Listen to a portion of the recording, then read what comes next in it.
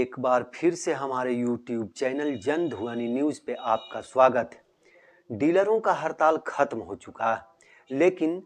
हड़ताल के दौरान बहुत सारे जगहों पर बहुत सारे डीलरों पर विभाग ने यानी सरकार के आला अधिकारियों ने कार्रवाई की थी। कुछ जगहों पे तो FIR तक का आदेश दे दिया गया था, जबकि बहुत सारे जगहों पे बहुत सारे डीलरों के लाइसेंस को रद्द कर दिया गया है। हड़ताल खत्म हो गई, लेकिन जो हड़ताल पर डटे हुए डीलर थे, ये सभी या फिर जो आमरण अनशन कर रहे थे, वो चंडी के 80 वर्षीय अंबिका प्रसाद यादव जी या फिर डीलर के नेता, इन लोगों में से किसी ने भी हड़ताल खत्म करने के लिए जो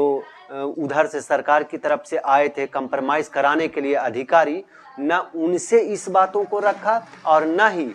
डीलरों ने उस समय ये मांग की कि जिनके ऊपर कार्रवाई की गई है उस कार्रवाई को वापस लिया जाए। बिना बातचीत हुए ही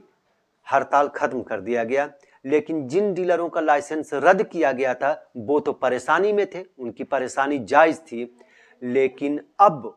उन डीलरों के द्वारा लगातार हंगामा करने के बावजूद जब डीलर नेताओं को ये बातें पता चली, तब उन्होंने उस मांग को लेकर कि हड़ताल के दौरान जिन डीलरों पर कार्रवाई की गई है उसे वापस लिया जाए, बड़ी अधिकारियों से, सरकार के बड़ी अधिकारियों से जाकर डीलर नेताओं ने बात की और अपना मांग पत्र सौंपा कि भाई जो हमारी मांगे हैं वो तो रहेंगे ही, लेकिन हड़ताल के दौरान जिन लोगों पर भी, जिन डीलरों पर भी कार्रवाई की गई है उसको वापस लिया जाए, अन्यथा हम लोग फिर से हड़ताल पर चले जाएंगे, हम लोग फिर से धरना प्रदर्शन शुरू कर देंगे। आखिर सरकार के बड़ी अधिकारियों ने इन मांगों को मान लिया है और डीलरों की एक जीत और हुई है, वो ये कि सरकार के बड़ी अधिकारियों ने यानी उपेंद्र प्रसाद नाम है सचिव का, उन्होंने पत्र जारी करके सभी SDO को आदेश दिया है कि हड़ताल के दौरान जिन डीलरों पर भी जिस प्रकार की कार्रवाई हुई उन सभी कार्रवाइयों को वापस लिया जाए। यानी जितने भी डीलरों पे FIR या फिर लाइसेंस रद्द कर दिया गया था उन सभी का लाइसेंस वापस मिल गया। ये डीलरों की एक बड़ी कामयाबी है और उम्मीद ये भी जताई जा रही है कि जल्द ही डीलरों की मांग भी पूरी कर ली जाएगी, क्योंकि लगातार जो सूत्र से खबरें आ रही हैं उसके मुताबिक यही माना जा रहा है कि जल्द ही सरकार डीलरों के पक्ष में बेहतर फैसला करेगी। हालांकि जो अंबिका प्रसाद यादव जी जो 80 वर्ष के डीलर हैं और लगातार 25 दिनों तक भूखे रह करके आमरण अनशन पर डटे हुए थे, उन्होंने भी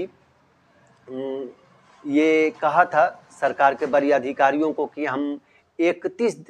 मार्च तक आप लोगों को टाइम देते हैं, 31 मार्च तक हमारी मांगों को पूरा कर दिया जाए, अन्यथा 31 मार्च के बाद 1 अप्रैल से हम फिर से आमरण अनशन शुरू कर देंगे।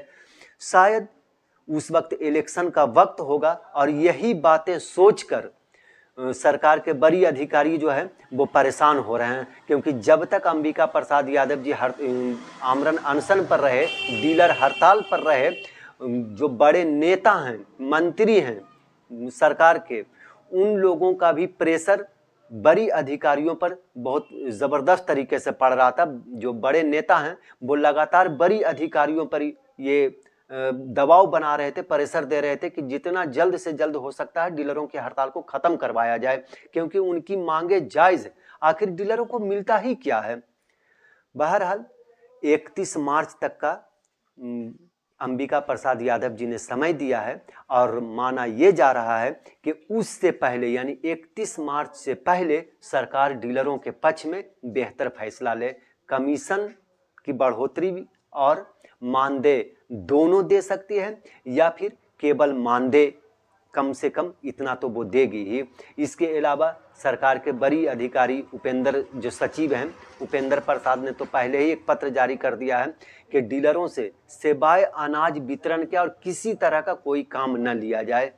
जबकि इससे पहले, पत्र निकलने से पहले बहुत सारा काम डीलरों से करवाया जाता था, जैसे KYC हो गया या फिर आधार सीडिंग का काम हो गया, इस तरह के कई काम डीलरों से करवाए जा रहे थे। लेकिन अब स्पष्ट आदेश आ गया है कि किसी भी हाल में डीलरों से सिवाय अनाज बांटने के कोई दूसरा काम नहीं करवाया जाएगा। बहरहाल आज एक बड़ी खबर डीलरों को